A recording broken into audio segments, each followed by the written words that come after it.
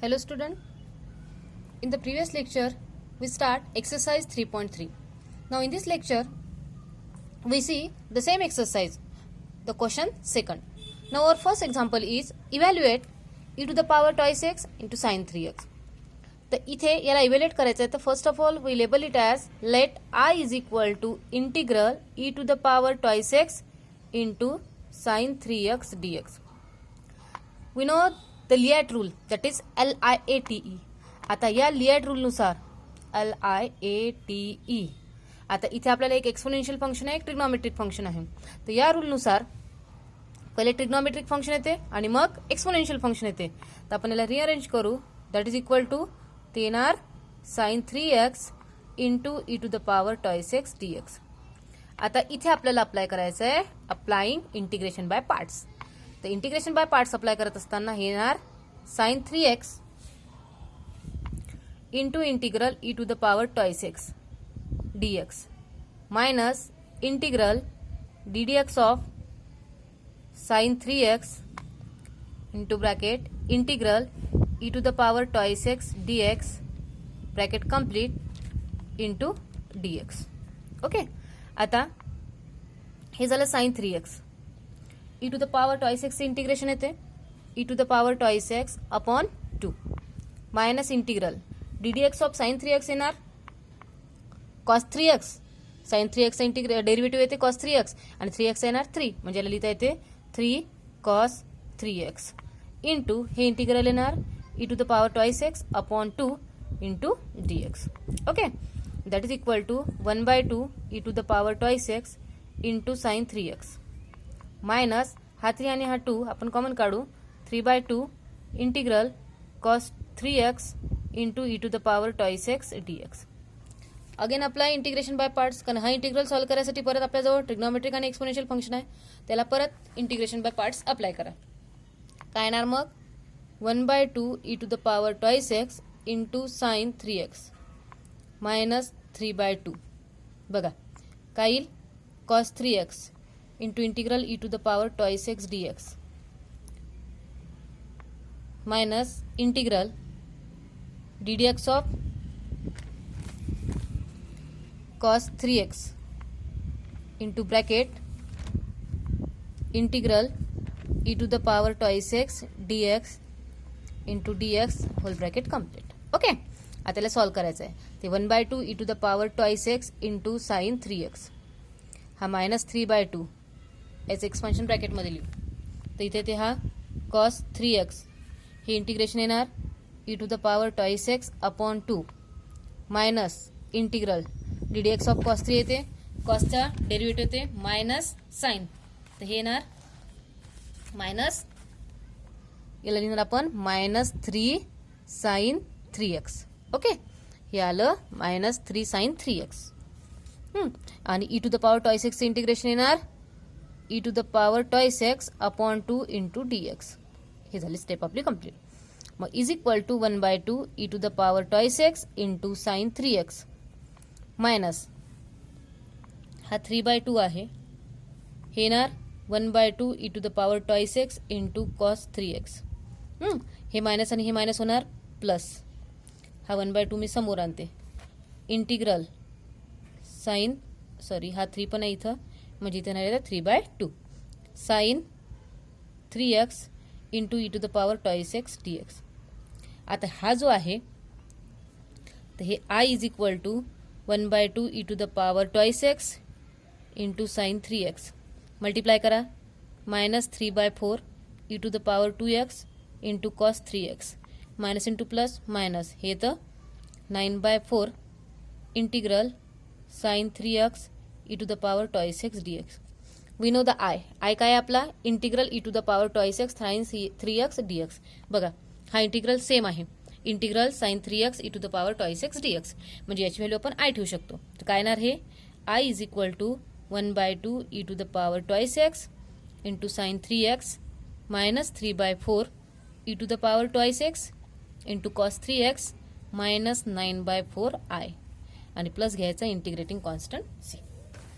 Okay, हा जो minus 9 by 4 I आहे त्याला या साईडने शिफ्ट करा. काय होईल मग तो I plus 9 by 4 I is equal to 1/2 e to the power 2x into sin 3x minus 3/4 e to the power twice x into cos 3x plus integrating constant C.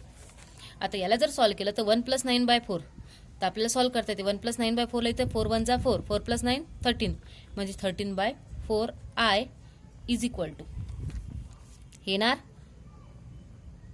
आता इथं 1/2 आहे, इथं 3/4 आहे. तर आपण काय करणार, इथे मी 1/2 कॉमन काढते किंवा तुम्ही 1/4 कॉमन काढला तरी चालते. तर हा 1/4 आणि e to the power twice x दोघांमध्ये कॉमन आहे. जर इथं 1/4 कॉमन काढला तिथं काय घ्यायला लागेल तुम्हाला 2 sin 3x minus 3 cos 3x plus c. Okay. आता ही व्हॅल्यू आलेली आहे.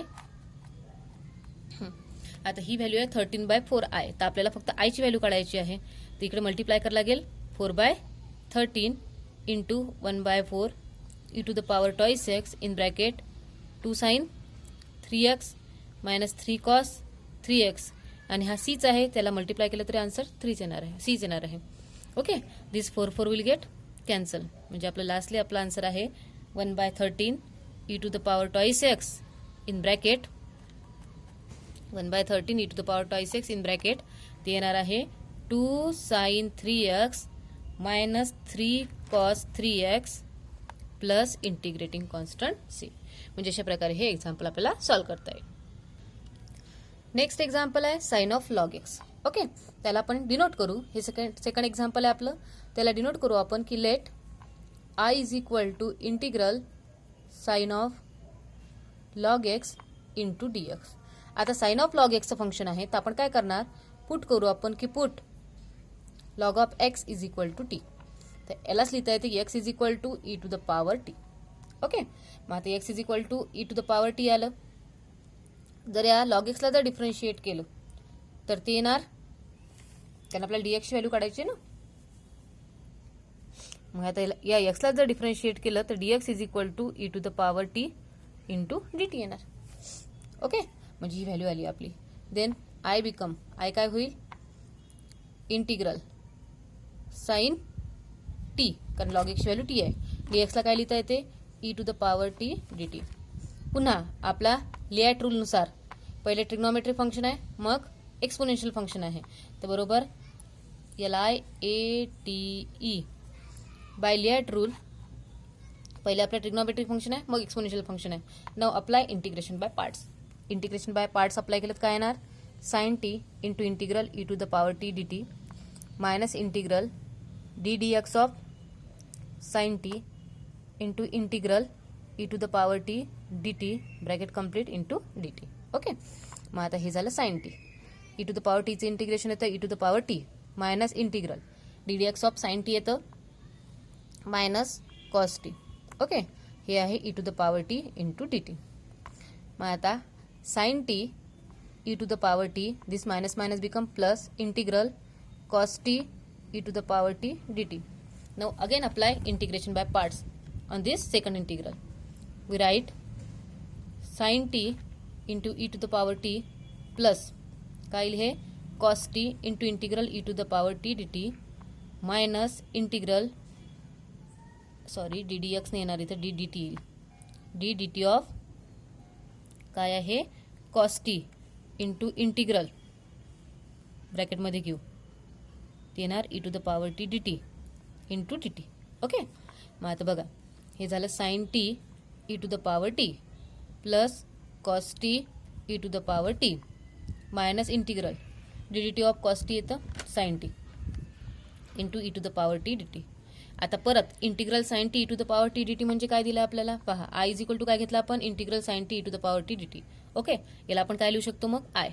So then we write I is equal to sine t into e to the power t plus cos t e to the power t minus I.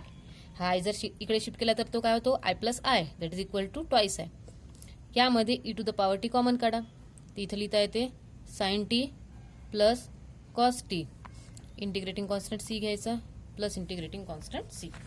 Therefore I is equal to काय येणार 1/2 e to the power t into sine t plus cos t plus integrating constant c. टीची value resubstitute करा. E to the power t is equal to काय आहे x, म्हणजे ही value येणार आहे तुमची 1/2 एक्स साइन टी म्हणजे साइन ऑफ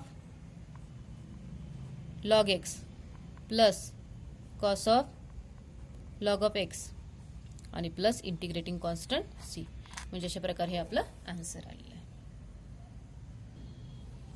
बघा आपण मागल्या लेक्चरमध्ये हे फॉर्म्युले प्रूव्ह केलेले आहे. कुठला फॉर्म्युला आहे पहिला आपला, integral root a square minus x square d x is equal to x/2 root a square minus x square plus a square upon 2 sine inverse x by a plus integrating constant C.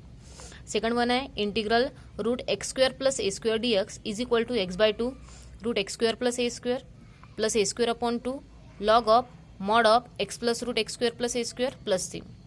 आणि third दिला आहे integral root x square minus a square d x is equal to x/2 root x square minus a square upon 2 log of mod of x plus root x square minus a square plus C. Okay, आता या 3 फॉर्म्युल्याचा use करून आपल्याला different example solve करायचे आहे. आता असेच काही example आपण आधीच्या लेक्चरमध्ये सॉल्व्ह केलेले आहे. मग आता इथे नेमकं रूटमध्ये पार्ट आहे हा, त्याला सॉल्व्ह कसं करायचं, आन्सर कसं काढायचं आहे. तर काय करायचं, रूटमधले जी टर्म आहे तर जे तुमची एक्स स्क्वेअरची टर्म आहे तर त्याचा कोइफिशियंट हा जनरली एक्स स्क्वेअरचा म्हणजे स्क्वेअर टर्म त्याला कोइफिशियंट 1 आणायचा. मग 1 आणायचं आहे तर काय करायचं, तर 1 आणण्यासाठी आपल्याला सगळ्यात पहिला आपल्याला डिनोट करू की let I is equal to integral root 5x square plus 3 into d x आहे. ओके, आता इथं हा जो 5 आहे रूट 5 आपण कॉमन काढू. म्हणजे रूटमध्ये जर 5 कॉमन काढला तर ब्रॅकेटमध्ये येते x square plus 3/5 into d x. मग हा जो 5 आहे रूट 5 आहे तर मी हा रूट 5 बाहेर कॉमन काढते. इंटिग्रल रूट तर हा झाला एक्स स्क्वेअर. मग या 3/5ला स्क्वेअरच्या फॉर्ममध्ये कसं लिहायचं, तर ते येणार root 3/5 whole bracket square into d x. म्हणजे इथं कुठला फॉर्म्युला अप्लाय होणार आहे, square root x square plus a square आहे एक्स स्क्वेअर आणि प्लस रूट 3/5 म्हणजे हा झाला ए स्क्वेअर डी एक्स. हा फॉर्म्युला आपल्याला अप्लाय करायचा आहे. काय येणार, रूट 5 इंटू ब्रॅकेटमध्ये येणार त्याची व्हॅल्यू आहे x/2 आला x/2 into root x square plus a square. X square plus a square म्हणजे x square plus a square म्हणजे याला 3/5 पण आपण लिहू शकतो plus a square upon 2. A स्क्वेअरची व्हॅल्यू किती आहे 3/5. मग हा 3/5 अपॉन काय आहे 2 log of mod of x plus root x square plus 3/5 आणि लास्टली घ्यायचा plus integrating constant C. Okay, घेतला. मग आता काय होईल, तर हा जो आहे हा घेतला मी रूट 5, याला रिराईट करू आपण x/2.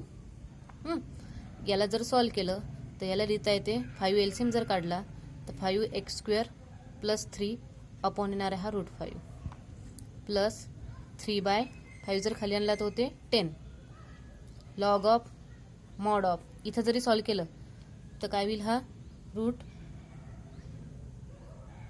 5x घ्या किंवा याला फक्त आपण x जरी घेतलं x plus root 5x square plus 3 upon येणार 5 bracket complete plus integrating constant C. Okay, इथे रूट न घेता आपण सरळ सरळ एक्सच ठेवला, इथे व्हॅल्यू पुट केली. आता इथे रूट 5 न मल्टिप्लाय करा. रूट 5 ने मल्टिप्लाय केलं तर हा रूट 5 काय होते कॅन्सल.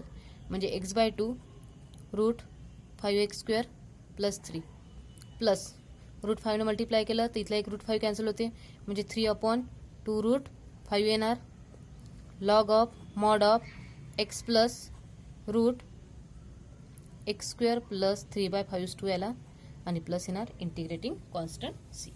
म्हणजे अशा प्रकारे हे एक्झाम्पल आपल्याला सॉल्व्ह करता येते. फक्त लक्षात ठेवताना एक लक्षात ठेवायचं की इथे तुम्हाला x square plus a square minus x square किंवा x square minus a square जसं आपण आधीच्या एक्सरसाइजमध्ये ठेवलं होतं, फक्त ते रूट कशामध्ये होते डिनॉमिनेटरमध्ये. आता इथे हे रूट न्यूमरेटरमध्ये आहेत तर आपल्याला सेम वेने सॉल्व्ह करायचं म्हणजे परफेक्ट स्क्वेअर टर्ममध्ये आणायचं आहे. मग आता आपण काही वेळेस काय करतो थर्ड टर्म काढतो, पण थर्ड टर्म केव्हा काढावं लागेल जेव्हा एक्स स्क्वेअर आणि एक्सची टर्म दिली असेल. आता ते इथे एक्स स्क्वेअरची टर्म आहे एक्सची टर्म आहे का नाही, मग फक्त कॉन्स्टंट दिला आहे ना, मग काय करायचं इथं फक्त या एक्स स्क्वेअरचा कोएफिशियंट 1 करायचा आणि याला x square plus a square म्हणजे या फॉर्ममध्ये आपण एक्सपांड केलेलं आहे. अशाच प्रकारे बाकी करायचे. ओके, पण नेक्स्ट एक्झाम्पल दिलं आहे की integrate sec square x into root tan square x plus tan x minus 7. त्याला आपण डिनोट करू की let I is equal to integral sec square x into root tan square x plus tan x minus 7 into d x. आता इथं रूटमध्ये टॅनच्या term आहे, बाहेर sex आहे, तर आपल्याला माहिती आहे टॅनचा डेरिव्हेटिव्ह काय येतो, सेक स्क्वेअर येतो. म्हणून आपण काय करणार इथं की put tan x is equal to t. Okay, differentiate केलं तर हे काय येणार sec square x d x is equal to d t. So I become I is equal to integral sec square d एक्सची व्हॅल्यू काय put करणार आपण d t. तर ही व्हॅल्यू येणार t square plus t minus 7 into d t. आता इथे स्क्वेअरची term आहे, टीची टर्म आहे, इथे आपल्याला थर्ड टर्म काढावं लागेल. मग आपल्याजवळ थर्ड टर्म काढण्याचा फॉर्म्युला आहे. काय करणार आपण की third term is equal to formula आहे आपला हाफ ऑफ कोइफिशियंट कोणाचा घ्यायला लागेल आपल्याला टीचा whole bracket square. Okay, third term is equal to half of coefficient of t whole bracket square. मग is equal to 1/2 into coefficient of t किती दिला आपल्याला इथं 1 होल ब्रॅकेट स्क्वेअर. मग दॅट इज इक्वल टू 1/4. म्हणजे या रूटमध्ये आपल्याला 1/4 ची ऍडजस्टमेंट करावं लागेल. मग आता ती करा. काय येणार मग I is equal to integral root t square plus t plus 1/4 minus 1/4 आणि मायनस 7 इंटू येणार डी टी. मग is equal to integral root, तर हे जे पहिले 3 टर्म आहे t square plus t plus 1/4 हा परफेक्ट स्क्वेअर आहे, तो येणार t plus 1/2 whole bracket square.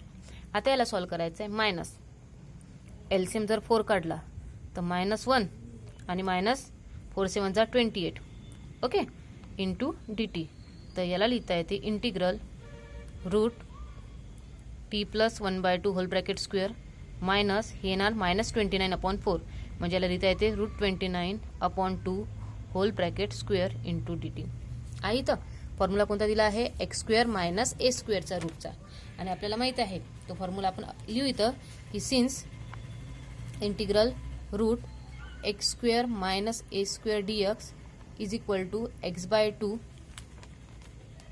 x/2 into root x square minus a square upon 2 log of x plus root x square minus a square आणि plus integrating constant C.